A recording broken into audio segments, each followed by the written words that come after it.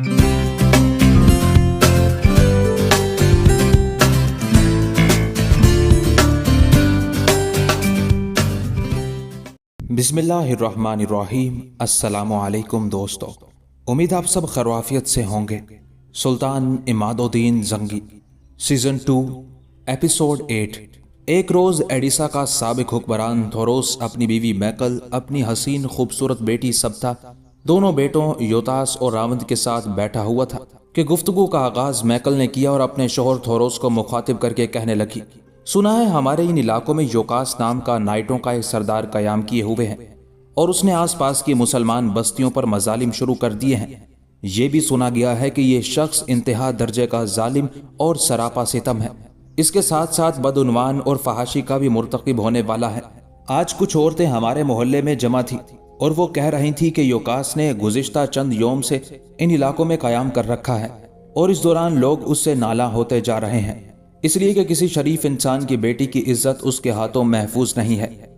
मैकल यहाँ तक कहते कहते खामोश हो गई, इसलिए कि उसके उन अल्फाज का जवाब देते हुए हसीन और खूबसूरत सब्ता बोल उठी थी, अम्मा, कुछ लोग यूं ही अफवाहें उड़ाते हैं। नाइट एक मुकद्दस मनसब ख्याल किया जाता है। इन लोगों ने अपने आप को नसरानियत की बेहतरी और भलाई के लिए वक्फ कर रखा होता है। इसलिए मैं उम्मीद नहीं करती कि ये योकास जुल्म ज्यादती करता होगा और ये कि उसके हाथों किसी लड़की की इज्जत महफूज नहीं होगी। मेरा अपना अंदाजा है कि ऐसी बातें योकास के खिलाफ मुसलमानों ने फैला रखी होंगी। इसी बिना पर फिर योकास मुसलमानों के खिलाफ हरकत में आता होगा। सब्ता जब खामोश हुई तब उसका बाप थोरोस बोल उठा, सब्ता मेरी बेटी, मैं तुम्हारे इन अल्फाज से इत्तेफाक नहीं करता। जो कुछ तुम्हारी माँ ने कहा है वो सच और हकीकत है, इसलिए कि मैं भी बहुत से लोगों से योकास से मुतालिक इसी किस्म की गुफ्तगू सुन चुका हूँ और फिर अब इन इलाकों में यरूशलेम और अंताकिया की तरफ से बेशुमार नाइट मुंतकिल किए गए हैं ताकि वो मुसलमानों के खिलाफ हरकत में आए। हमारी आसपास की सरजमीनों में इस वक्त काउंट ऑफ सेंट पॉल और काउंट ऑफ ग्रे दोनों बड़ी सरगर्मी से मुसलमानों के खिलाफ हरकत में आए हुए हैं और मैंने ये भी सुना है कि जिस कदर knight count of Saint Paul और काउंट ऑफ ग्रे की तरफ आए हैं, ये योकास उन सब का सरकर्दा और सरबराह है। और फिर सबसे बड़ी बात यह कि यही काउंट ऑफ सेंट पॉल और काउंट ऑफ ग्रे और उनके दोनों सिपह सलार एस्टस और रिनार्डस इन दिनों पूरी ताकत और कुव्वत के साथ नजमुद्दीन अल-गाजी और हमारे भांजे ज़ैनुद्दीन के खिलाफ हरकत में आए हुए हैं। नजमुद्दीन अल-गाजी और ज़ैनुद्दीन कई बार उन्हें शिकस्त से दो चार कर चुके हैं और अब सुना है कि ज़ैनुद्दीन और नजमुद्दीन अल-गाजी से निपटने के लिए काउंट ऑफ सेंट पॉल और काउंट ऑफ ग्रे और उनके सालारों ने अपने लश्कर में अनगिनत नाइटों को शामिल किया है ताकि नजमुद्दीन अल-गाजी और ज़ैनुद्दीन को शिकस्त देकर उन्होंने अपने लिए जो हिसार और मस्कन बना रखा है उस पर कब्जा किया जा सके। मुझे खदशा है कि आने वाले चंद दिनों में नजमुद्दीन अल-गाजी और ज़ैनुद्दीन का काउंट ऑफ सेंट पॉल और काउंट ऑफ ग्रे के साथ कोई बहुत बड़ा और फैसला कुन मार्का पेश आ सकता है, इसलिए कि दोनों इन दिनों नजमुद्दीन अल-गाजी और ज़ैनुद्दीन के खिलाफ अपनी ताकत और कुव्वत में बेपनाह इजाफा कर रहे हैं और अपने लश्कर के अंदर अनगिनत नामवर जंगजू नसरानियों के अलावा नाइटों को भी शामिल कर रहे हैं ताकि नजमुद्दीन अल-गाजी और ज़ैनुद्दीन को जेर किया जा सके।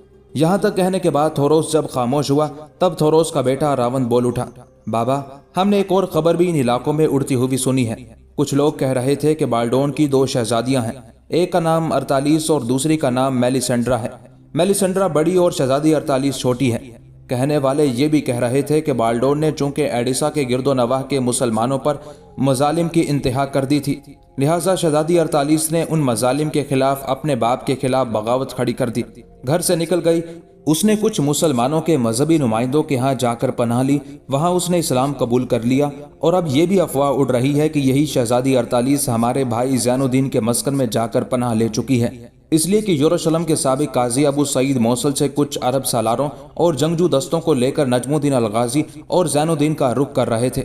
चुनांचे उन हालात से शहजादी अरतालीस ने फायदा उठाया और जहां उसने पनाह ली हुई थी वहां से निकलकर वो काजी अबू सईद और उनके साथियों के साथ भाई ज़ैनुद्दीन के मस्कन में दाखिल हो गई ताकि वहां अमन, चैन और हिफाजत से जिंदगी गुजार सके, इसलिए कि उसके बगावत करने और इस्लाम कबूल करने की खबर एडिसा और उसके गिरदो नवाह में फैल गई थी और पादरियों ने उसके बाप बाल्डोन से ये कह दिया था, चूंकि शहजादी अरतालीस ने न सिर्फ अपने बाप बल्कि अपने मजहब के खिलाफ भी बगावत की है, लिहाजा उसे पकड़कर मसलूब कर देना चाहिए। उन हालात में अपने आप को महफूज करने के लिए वो भाई ज़ैनुद्दीन के मस्कन में जा चुकी है। खूबसूरत सब्ता ने शायद उस गुफ्तगू को नापसंद किया था, लिहाजा अपनी जगह पर उठ खड़ी हुई और अपनी माँ मैकल की तरफ देखते हुए कहने लगी, अम्मा दफा करें इन बातों को, खाने का वक्त हो रहा है, उठकर खाना तैयार करें। सप्ता के कहने पर मैकल अपनी जगह पर उठ खड़ी हुई। फिर दोनों माँ बेटी मतबख की तरफ हो ली थी। जिस वक्त थोरोस, सप्ता, मैकल, रावंद और उसके भाई के दरमियान गुफ्तगू हो रही थी, उसी वक्त उसी कस्बे के कलीसा में एक मुसल्ला नसरानी दाखिल हुआ। उसके गले में सुनहरी सलीब लटक रही थी, जंगी लिबास पहने हुए था। कलीसा में दाखिल होने के बाद कलीसा के कुछ कारिंदों से उसने बड़े पादरी से मुतालिक पूछा। चुनाचे एक कारिंदा उसे पादरी के पास ले गया। पादरी ने शानदार अंदाज में उसका इस्तकबाल किया, अपना तारुफ करवाया। आने वाले ने भी उससे अपना तारुफ किया। फिर आने वाला कलीसा के पादरी को मुखातिब करके कहने लगा, मुझे योकास ने आपकी तरफ रवाना किया है। उसका नाम यकीनन आपने सुन रखा होगा। योकास का नाम सुनकर पादरी के चेहरे पर खुशगवार तबस्सुम नमूदार हुआ था और आने वाले को मुखातिब करके कहने लगा, यकीनन योकास का नाम मैंने नहीं, इन इलाकों के सब लोगों ने सुन रखा है। वो नसरानियत के लिए एक किले और हिसार की हैसियत रखता है। ऐसे नाइट रोज रोज पैदा नहीं होते, और फिर इन इलाकों में उसने नसरानियत की इज्जत और अजमत को बुलंद रखने का काम शुरू कर रखा है। और ये भी सुना गया है कि उसके तहत काम करने वाले अनगिनत नाइट काउंट ऑफ सेंट पाल और काउंट ऑफ ग्रे के लश्कर में शामिल हो चुके हैं, ताकि मुसलमान कुव्वतों को अपने सामने जेर कर सकें। उस पादरी की ये सारी गुफ्तगू सुनकर आने वाला ये मुसल्ला जवान मुस्कुरा दिया था। कुछ देर तक खुशगवार अंदाज में पादरी की तरफ देखता रहा, फिर कहने लगा, मैं उसी योकास का एक पैगाम आपके लिए लेकर आया हूँ। कैसा पैगाम? पादरी ने गौर से उस मुसल्ला जवान की तरफ देखते हुए पूछ लिया था। इस पर वो मुसल्ला जवान बोला और कहने लगा, योकास अपने लिए किसी ऐसी लड़की का तलबगार है जिसका हुस्न बेनजीर हो, जिसकी खूबसूरती इन इलाकों में बेहद तवील हो, जिस जैसी कोई खूबसूरत, कोई हसीन, कोई पुरकशिश लड़की ना हो। एक ऐसी लड़की जो दराज कद हो, हुस्न जमाल में अपना जवाब ना रखती हो। ऐसी हो जिसका हुस्न, जिसकी खूबसूरती, जिसकी शख्सियत, जिसकी कशिश योकास के शायाने शान हो और उसकी खूबसूरती योकास को मुतासिर कर सके। आपकी तरफ ये पैगाम इसलिए भेजा गया है कि आप इस कलीसा के बड़े पादरी हैं। इन इलाकों के लोग कलीसा में आते जाते रहते हैं और आप उन सब को जानते हैं। यहाँ तक कहने के बाद वो मुसल्ला जवान जब खामोश हुआ, तब पादरी कुछ देर गर्दन झुकाकर गहरी सोचों में डूबा रहा, सोचता रहा। फिर मुस्कुराते हुए आने वाले उस मुसल्ला जवान को मुखातिब करके कहने लगा, तुमने जो कुछ कहा खूब कहा है। जिस किस्म की लड़की योकास चाहता है, वो लड़की यकीनन इस कस्बे के अंदर मौजूद है। अगर तू यहाँ से निकलकर वापस योकास की तरफ जाएगा तो उसे जाकर मेरा ये पैगाम देना कि एडिसा के साबिक हुक्मरान थोरोस की 2 बेटियां थी। बड़ी का नाम सराया और छोटी का नाम सप्ता। सराया को इस्लाम कबूल कर लेने की वजह से एक मुसलमान से ब्याह दिया गया था जो मारी जा चुकी है। सप्ता उससे काफी छोटी थी, वो अभी कंवारी है, उसकी कहीं शादी नहीं हुई और अपने बाप थोरोस के साथ इसी कस्बे में रहती है। और मैं तुम लोगों को यकीन दिलाता हूं कि उस जैसी कोई खूबसूरत और हसीन लड़की इन इलाकों में ना होगी। अगर थोरोस अपनी सप्ता नाम की लड़की योकास को देने पर रजामंद हो जाए तो मैं समझता हूं ये योकास की खुशकिस्मती होगी। पादरी के उन अल्फाज पर वह मुसल्ला जवान खुश हो गया था। कहने लगा, थोरोस अगर अपनी खुशी से अपनी बेटी, नाम जिसका सप्ता है, योकास के हवाले नहीं करेगा तो योकास के कहने पर उस लड़की को थोरोस से छीना भी जा सकता है। यह कोई बड़ा काम नहीं है। यहाँ तक कहने के बाद वो मुसल्ला जवान रुका, फिर बड़े पादरी को मुखातिब करके कहने लगा, इससे पहले इन इलाकों की तरफ आते हुए योकास ने बाल्डोन की छोटी बेटी शहजादी अरतालीस के हुस्न, उसकी खूबसूरती के चर्चे सुने थे और उसने ये इरादा कर रखा था कि शहजादी अरतालीस को अपनी जिंदगी का साथी बनाएगा। लेकिन यहाँ आकर उसे पता चला कि अरतालीस अपने बाप से बगावत करने के बाद बाप का कसर छोड़कर जा चुकी है। उसकी एक बड़ी बहन भी है, नाम जिसका मेलिसेंड्रा है, लेकिन वो अरतालीस जैसी खूबसूरत और हसीन नहीं है। योकास का पहले इरादा था कि वो अपने कुछ आदमी बाल्डोन की तरफ रवाना करेगा और अपने लिए शहजादी अरतालीस को तलब करेगा। लेकिन जब उसे खबर हुई कि शहजादी घर छोड़कर जा चुकी है, तब उसने किसी और खूबसूरत लड़की को हासिल करने का फैसला कर लिया। और अब जबकि आपने थोरोस की बेटी सप्ता की तरफ इशारा कर दिया है तो वो सप्ता को जरूर हासिल करेगा। मैं समझता हूँ कि आपने न सिर्फ हमारी मुश्किलात खत्म कर दी है बल्कि योकास का मसला भी हल कर दिया है। अब मुझे इजाजत दे, मैं जाता हूँ और जो गुफ्तगू आपसे हुई है उसकी तफसील जाकर योकास से कहूंगा। पादरी ने उससे इत्तेफाक किया था, लिहाजा आने वाला वो मुसल्ला जवान कलीसा से निकलकर चला गया था। जैनुद्दीन की रिहाइशगाह के साथ जो रिहाइशगाह बनी हुई थी वो जैनुद्दीन की रिहाइशगाह जैसी ही थी। 3 कमरे थे, सामने बरामदा, सहन और सहन के एक तरफ घोड़े बांधने की जगह बनी हुई थी। उन 3 कमरों में से एक के अंदर काजी अबू सईद की रिहाइश थी। एक कमरा खाली था जो दीवान खाने के तौर पर इस्तेमाल के लिए मुख्तस था और तीसरे कमरे में शहजादी अरतालीस ने अपनी ख्वाबगाह बना रखी थी। ایک روز جب کہ قاضی ابو سعید اور مغنی احمد بن قاسم قاضی ابو سعید کے کمرے میں کسی موضوع پر گفتگو کر رہے تھے، باہر سے شہزادی 48 اس کمرے کے دروازے پر نمودار ہوئی اور ان دونوں کی طرف دیکھتے ہوئے کہنے لگی، اگر آپ دونوں حضرات کسی اہم موضوع پر گفتگو کر رہے ہوں تو میں کسی اور وقت 48 بات مکمل نہ کر سکی، اس لیے کہ قاضی ابو سعید اس کی طرف دیکھتے ہوئے بڑی شفقت میں کہنے لگا، بیٹی ایسی کوئی بات نہیں، ہم جو بھی گفتگو کریں تم سے اس کا کوئی پردہ تو نہیں ہے، میری بچی اندر آ، اگر تو کچھ کہنا چاہتی ہے تو بڑے شوق سے کہہ۔ چنانچہ ابو سعید کے ان الفاظ پر 48 کو کچھ حوصلہ ہوا، وہ کمرے میں داخل ہوئی، قاضی ابو سعید اور مغنی احمد بن قاسم کے سامنے بیٹھ گئی، کچھ دیر سوچتی رہی، پھر انتہائی دکھ بھرے اور افسوسناک انداز میں وہ کہنے لگی، ابھی تھوڑی دیر پہلے میں اس مسکن کے مسلح جوانوں کے سالار زین الدین کی رہائش گاہ کی طرف گئی تھی۔ دراصل میں نے زین الدین اور نجم الدین الغازی کو کچھ سالاروں کے ساتھ کوہستانی سلسلے کے اوپر جاتے ہوئے دیکھا تھا، لہٰذا اس کی غیر موجودگی میں اس رہائش گاہ کی طرف گئی۔ میں اس کی بود و باش دیکھنا چاہتی تھی، پھر اس کی رہائش گاہ میں جا کر مجھے بے حد مایوسی ہوئی۔ وہاں میری ملاقات زین الدین کے بھتیجے بدر الدین سے بھی ہوئی، وہ بڑا اچھا بڑا پیارا بچہ ہے۔ اس وقت وہ اکیلا تھا، لہٰذا میں اس کے پاس جا کر بیٹھ گئی۔ میری آمد پر اس نے بڑی خوشی کا اظہار کیا اور مجھے کچھ کھانے پینے کی اشیاء بھی پیش کی۔ میں نے اس کا شکریہ ادا کیا۔ میں نے ان کی رہائش گاہ کا جائزہ لیا۔ بابا، بات یہ ہے کہ ان کے طرز رہائش کو دیکھ کر بے حد متاثر نہیں ہوئی، بلکہ مجھے دکھ اور افسوس بھی ہوا۔ میں نے ان کی رہائش گاہ کا جائزہ لیا۔ ایک کمرے میں وہ دونوں چچا بھتیجا سوتے ہیں۔ اس کمرے میں ایک مسحری تھی۔ بدر الدین نام کے اس بچے نے بتایا کہ اس مسحری پر وہ سوتا ہے، جبکہ اس نے مجھے یہ بھی بتایا کہ اس کا چچا یعنی اس مسکن کے مسلح جوانوں کا سپہ سالار زمین پر سوتا ہے، اور جس جگہ وہ سوتا ہے بابا، میں نے اس جگہ کا بھی جائزہ لیا۔ وہ جگہ سخت پتھریلی ہے اور پتھر ملی جلی اس مٹی کا ایک ڈھیر تکیے کے طور پر بنا دیا گیا ہے، اور زین الدین اس پتھریلی زمین پر سوتا ہے اور اس پتھریلی مٹی کا تکیہ استعمال کرتا ہے۔ بابا ایسا کیوں ہے؟ میں نے بدر الدین نام کے اس بچے سے جب اس کی تفصیل جاننا چاہی تو اس نے کچھ نہیں بتایا، تاہم وہ رو پڑا تھا۔ میں نے اس سے بہت کچھ جاننا چاہا تھا، لیکن اس نے زبان بند رکھی۔ رونے کے بعد جب میں نے اسے سنبھالا دیا تب اس نے زبان نہیں کھولی، بس چپ چاپ بیٹھا رہا۔ یہ کیا معاملہ ہے؟ شہزادی 48 کے ان الفاظ پر قاضی ابو سعید اور مغنی احمد بن قاسم دونوں اداس اور افسردہ ہو گئے تھے، یہاں تک کہ مغنی احمد بن قاسم بول اٹھا، بیٹی پہلے تو تیری بڑی مہربانی کہ تو مجھے اور قاضی ابو سعید کو بابا کہہ کر مخاطب کرتی ہے، اس سے ہمیں یہ احساس ہوتا ہے کہ ہم یوں ہی نہیں بلکہ ہماری ایک محبت کرنے والی بیٹی بھی ہے، میری بیٹی۔ دوسری بات یہ کہ زین الدین نے قسم کھا رکھی ہے کہ جب تک وہ اپنے دشمنوں سے انتقام نہیں لے گا اس وقت تک نہ نیا کپڑا پہنے گا اور نہ ہی مسحری پر سوئے گا۔ اسی بنا پر تم نے دیکھا ہوگا کہ اس کا لباس ہمیشہ پرانا ہوتا ہے، کئی پیوند بھی لگے ہوئے ہیں، اور کمال کی بات یہ کہ جب اس کا لباس پھٹتا ہے تو اسے خود ہی سیتا ہے، خود ہی پیوند لگاتا ہے، جوتے بھی پرانے پہنتا ہے اور پتھریلی زمین پر سوتا ہے، پتھریلی زمین ہی کا تکیہ استعمال کرتا ہے۔ اس پر 48 گہری سوچوں میں ڈوب گئی، کہنے لگی، ان کے دشمن کون ہے اور انہوں نے زین الدین کو کیا نقصان پہنچایا؟ جواب میں احمد بن قاسم نے بڑی تفصیل کے ساتھ زین الدین کے ماں باپ، بھائیوں اور بھائی کی بیوی کے مرنے کی تفصیل کہہ دی تھی۔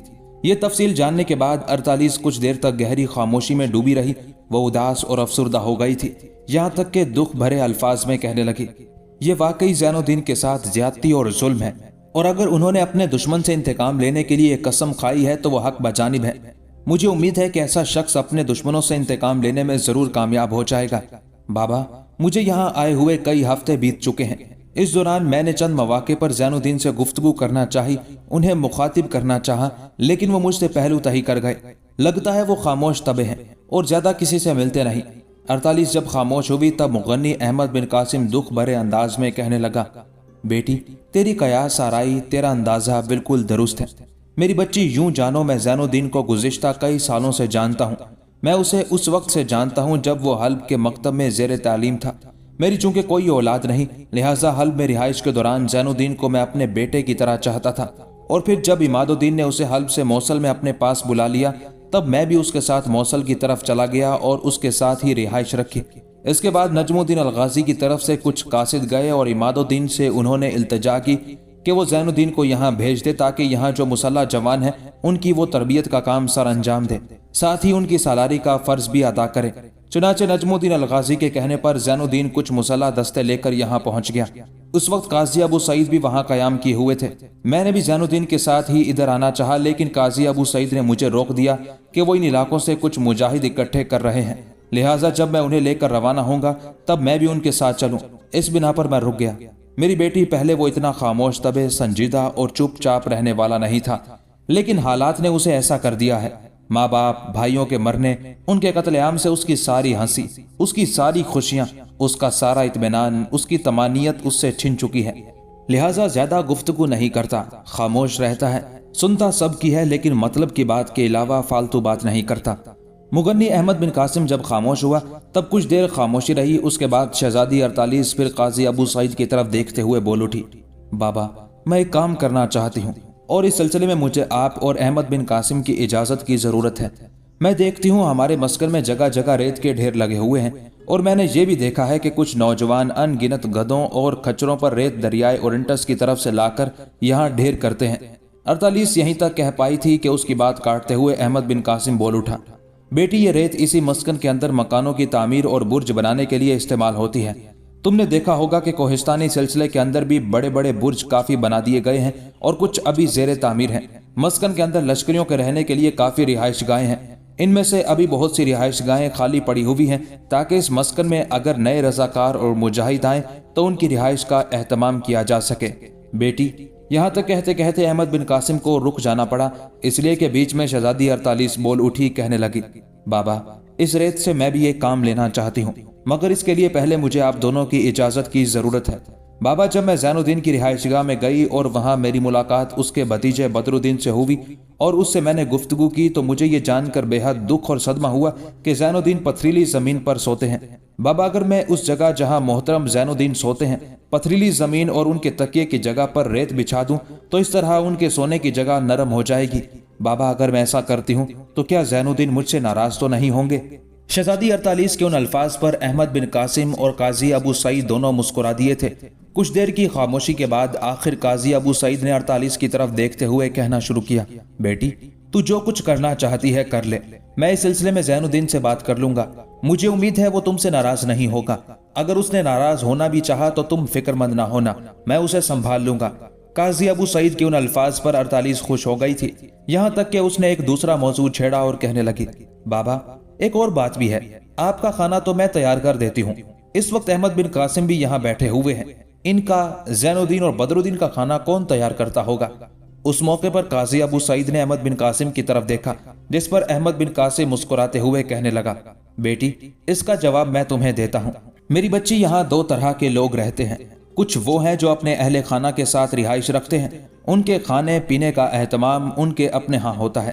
ان وادیوں کے اندر اور باہر وسیع کھیت ہیں جن کے اندر مسکن کے رہنے والے لوگ کھیتی باڑی کرتے ہیں، وہاں سے خوراک کی صورت میں بہت کچھ حاصل ہوتا ہے، سبزیاں اور پھل بھی بہت آتے ہیں۔ اس کے علاوہ ان وادیوں کے اندر بھی کوہستانی سلسلوں کے اوپر تک پھلوں کے گھنے باغات ہیں جس سے اس قدر پھل آتے ہیں کہ اس مسکن کے سب لوگ مستفید ہو سکتے ہیں۔ لہٰذا اناج اور پھلوں کی صورت میں جو کچھ آتا ہے وہ سب لوگوں میں تقسیم کیا جاتا ہے۔ دوسری قسم کے وہ لوگ ہیں جن کے اہل خانہ ان کے ساتھ نہیں، ان کی رہائش گاہیں ایک طرف ہیں، ان میں زیادہ تر مسلح جنگجو ہیں، ان کا کھانا مشترکہ طور پر تیار کیا جاتا ہے اور انہی کے کھانے سے میرا، زین الدین اور بدر الدین کا کھانا آتا ہے۔ احمد بن قاسم کی اس گفتگو سے شاید شہزادی 48 مطمئن ہو گئی تھی، پھر اپنی جگہ سے اٹھی اور قاضی ابو سعید کی طرف دیکھتے ہوئے کہنے لگی، بابا میں اب جاتی ہوں اور جس جگہ زین الدین رات کو آرام کرتے ہیں وہاں ریت بچھاتی ہوں۔ اس پر احمد بن قاسم اپنی جگہ پر اٹھا اور کہنے لگا، بیٹی رک، میں تیرے ساتھ جاتا ہوں، تم سے اتنی ریت کہاں سے اٹھائی جائے گی؟ میں 2 جوانوں کو ساتھ لاتا ہوں اور جیسا تم چاہتی ہو ویسا ہی وہ کر گزریں گے۔ اس پر 48 خوش ہو گئی تھی۔ احمد بن قاسم کے ساتھ وہ باہر نکلی۔ احمد بن قاسم نے اسے ریت کے ایک ڈھیر کے پاس کھڑا کیا، خود وہاں سے ہٹ کر دائیں جانب چلا گیا۔ کچھ دیر بعد وہ 2 نوجوانوں کو اپنے ساتھ لے کر آیا جن کے پاس بڑی بڑی تغاریاں تھیں، اور احمد بن قاسم کے کہنے پر وہ ان تغاریوں میں ریت بھر کر زین الدین کی رہائش گاہ کی طرف ہو لیے تھے۔ احمد بن قاسم اور شہزادی 48 ان کے ساتھ تھے۔ چنانچہ 48 کے کہنے پر وہ دونوں جوان جس جگہ زین الدین سوتا تھا وہاں ریت پھینکنے لگے۔ انہوں نے ریت کی تغاریوں کے کئی پھیرے لگائے، لہٰذا 48 نے اپنے ہاتھوں سے اس ریت کو کافی جگہ بچھا دیا۔ ریت سے اس نے اتنی جگہ ڈھانپ دی کہ وہاں بیک وقت 3-4 آدمی لیٹ سکتے تھے، اور تکیوں کی جگہ بھی اس نے ریت کے ڈھیر لگا دیے تھے۔ یہ سارا کام زین الدین کا بھتیجا بدر الدین بڑے غور اور انہماک سے دیکھ رہا تھا۔ جب وہ دونوں جوان اس کام کی تکمیل کے بعد چلے گئے اور 48 اپنے ہاتھوں سے ریت کو ہموار کر رہی تھی اور احمد بن قاسم اس کے قریب بیٹھ گیا، تب بدر الدین 48 کے قریب آیا اور دکھ بھرے انداز میں کہنے لگا، محترم خاتون، میں جانتا ہوں آپ ایک شہزادی ہیں اور اسلام قبول کرنے کے بعد اس مسکن میں داخل ہوئی ہیں۔ दूसरी बात यह कि ये जो रेत आपने बिछाई है इसके लिए मैं आपका शुक्रिया अदा करता हूँ। तीसरी बात यह कि मुझे खदशा है कि ये जो रेत बिछाई गई है इस पर मेरा अम ज़ैनुद्दीन सख्त नाराज और बरहम होगा। चौथी बात, मैं आपसे ये कहना चाहता हूँ कि अगर मेरा अम नाराज ना हुआ तो फिर इस रेत की वजह से वो कम से कम रात को नरम रेत पर सुकून की नींद तो पूरी कर सकेगा। बदरुद्दीन जब खामोश हुआ तब 48 ने उसे अपने साथ लिपटा लिया, उसकी पेशानी चूमी, फिर बड़ी मोहब्बत में कहने लगी, क्या ज़ैनुद्दीन तुमसे नाराज होंगे? जवाब में हल्की हल्की तल्ख सी मुस्कुराहट में बदरुद्दीन ने नफी में गर्दन हिलाई, फिर कहने लगा, मेरे हम मुझसे नाराज नहीं होते।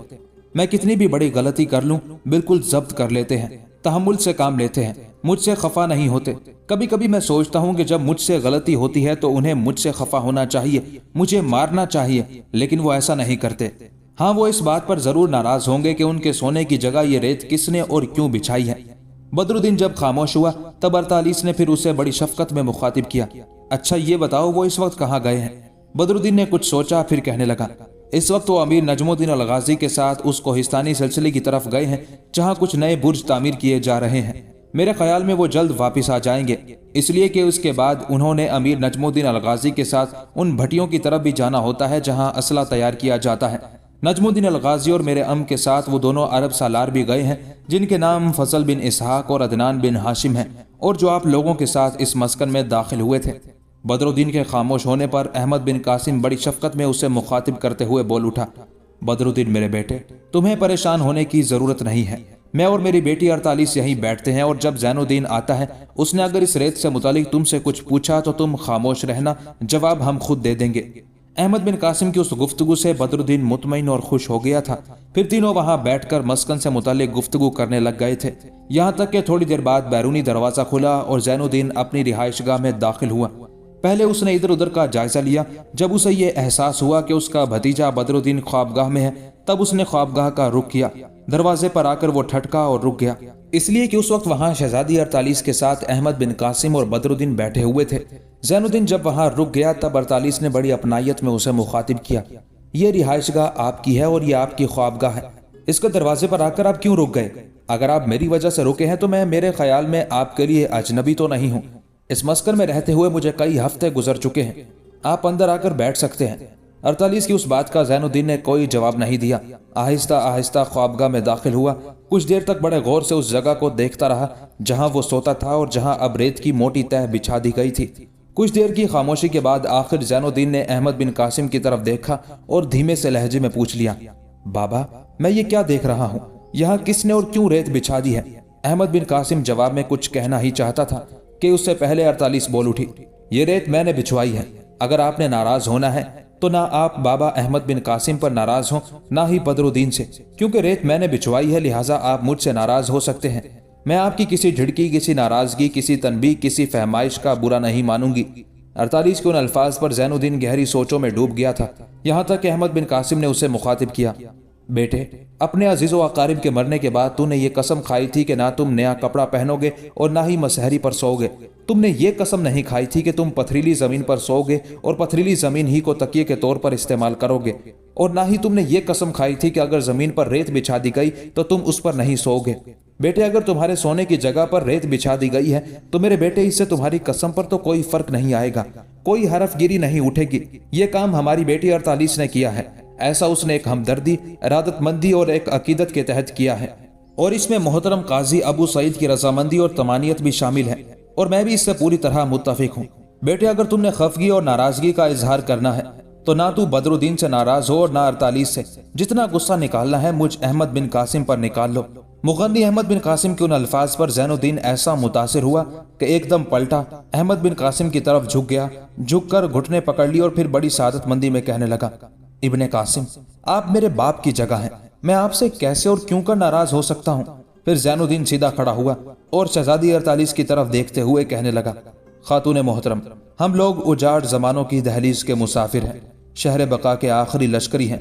वक्त के ऊँगते सागर में हमारी हैसियत दश्त के खारजारों जैसी है। हफ्स ज़दा सोचों से माहौल में हम खुमार शब में बुझे चराग हैं। सुबह मसा के अजनबी धुंधलकों में हम कांटों और बबोल भरा वो रास्ता है जिस पर कोई नहीं चलता। हमारे दर्द वजदान का किसी के पास दरमा नहीं। हमारे लिए वक्त के जिया खानों में ना कोई समर आवरी है, ना ही कोई आसूदगी है। यहाँ तक कहने के बाद ज़ैनुद्दीन रुका, फिर अपनी बात को आगे बढ़ाता हुआ वो 48 को मुखातिब करते हुए कह रहा था, खातून, हमने बिनाई से महरूम तारीकियों में यकीन को अपनी कुव्वत, इस्तगराक को अपना रहबर बनाकर नायाब मानी की जुस्तजू करनी है। जिंदगी के रुफका पर भटके काफिलों के नाखुदा बनकर रोशनी के मीनार, अमन की तकदीस, खुशियों की कहकशाओं को तलाश करना है। वक्त के दरो दीवार पर हमारे लिए जुल्म सितम के कोह गिरां की जो दास्तानें रकम कर दी गई हैं, हमने उन जुल्म और अजाब भरी दास्तानों को हयात बख्श जबिल्लत और अब्दी सादत में तब्दील करना है। इसलिए कि यहाँ तक कहते कहते ज़ैनुद्दीन को रुक जाना पड़ा था, इसलिए कि उसका भतीजा बदरुद्दीन पहले सिसका था, फिर बेचारा सिसक सिसक कर रोने लगा था। उसकी हालत देखते हुए शहजादी 48 तड़प कर आगे बढ़ी। बदरुद्दीन को उसने अपने साथ लिपटा लिया, उसकी पेशानी चूमी, अपने सर पर बंधे रुमाल से उसकी आंखें खुश की, फिर एहतजाज भरे अंदाज में वो ज़ैनुद्दीन की तरफ देखते हुए कहने लगी, आपने बदरुद्दीन को रुला दिया है। इससे पहले मोहतरम इब्ने कासिम और काजी अबू सईद आपके हालात मुझे तफसील के साथ सुना चुके हैं। आप पर जो कुछ बीती मुझे उस पर बेहद दुख और सदमा हुआ। आप अगर किसी से इंतकाम लेते हैं तो फिर आप हक बजानिब हैं। 48 जब खामोश हो गई तब ज़ैनुद्दीन जमीन पर बैठ गया, बदरुद्दीन को अपने साथ लिपटा लिया, उसके गाल पेशानी चूमी, फिर कहने लगा, बेटे क्यों रो तो नहीं पड़ते हैं, और तुमने तो उन हालात का छाती तान कर मुकाबला करना है। तुम अक्सर मुझसे कहते हो कि ए अम, एक वक्त आएगा मैं छाती तान कर तुम्हारे साथ चलूंगा, और ये तुम अपने हालात को सामने रखते हुए रो क्यों देते हो। बेटे, जिन हालात ने हमारे खिलाफ शमशीर उठाई, जिन हालात ने हमारे मुकद्दर में मायूसियां नाउमीदियां भरी, उन हालात को हमने अपने काबू में करके ऐसे हालात पैदा करने वालों के खिलाफ हरकत में आना है और अपनी कामयाबी, अपनी फौजमंदी के मीनार पर खड़ा होना है। देख, मेरा भट्टियों की तरफ जाने का वक्त हो गया है। अमीर नजमुद्दीन अलगाजी, नए आने वाले सालार फजल बिन इसहाक, अदनान बिन हाशिम वहां मेरा इंतजार कर रहे होंगे। बच्चे मैं बहुत जल्द लौटूंगा, फिर इकट्ठे बैठकर खाना खाएंगे। बदरुद्दीन खुश हो गया था। फिर ज़ैनुद्दीन उठ खड़ा हुआ और शहजादी 48 की तरफ देखते हुए कहने लगा, खातून, तुमने जो हमसे हमदर्दी का इजहार किया उसके लिए हम तुम्हारे ममनून और शुक्रगुजार हैं। मेरे सोने की जगह पर जो तुमने रेत बिछाई है उसके लिए भी मैं तुम्हारा शुक्रगुजार हूँ। आप लोग बैठे, मैं जरा भट्टियों की तरफ जाता हूँ। फिर 48 के जवाब का इंतजार किए बगैर ज़ैनुद्दीन तेज तेज कदम उठाता वहां से निकल गया था।